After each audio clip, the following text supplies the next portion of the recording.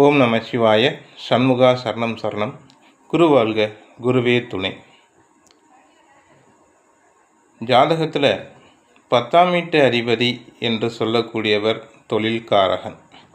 அந்த 10ஆம் வீட்டு அதிபதி 2ஆம் அதிபதியோடு தொடர்பு பெற்றால், அதாவது 2ஆம் பாவம்னு பார்த்திங்கன்னா தனபாவத்தை குறிக்கக்கூடிய பாவகம்.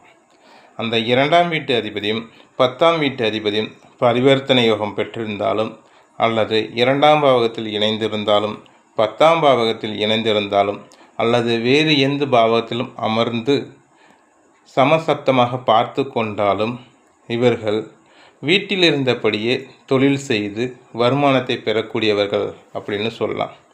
எடுத்துக்காட்டாக சொல்லணுன்னா, உணவுப் பொருட்கள் தயாரித்து ஹோட்டல் வீட்டிலே வச்சு நடத்துகிறாங்க பார்த்தீங்களா, அந்த அமைப்பு.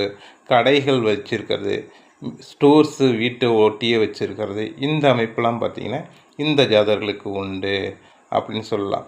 சில பேர் பார்த்திங்கன்னா ஒரு ஏஜென்சியை தன்னோட வீட்டிலையே வச்சுருப்பாங்க. வீட்டில் ஒரு ரூமை இணைச்சி கட்டி அதுலேயே ஏஜென்சி வச்சு நடத்துவாங்க. சில பேர் ஆஃபீஸ் வீட்டை ஒட்டியே வச்சுருப்பாங்க.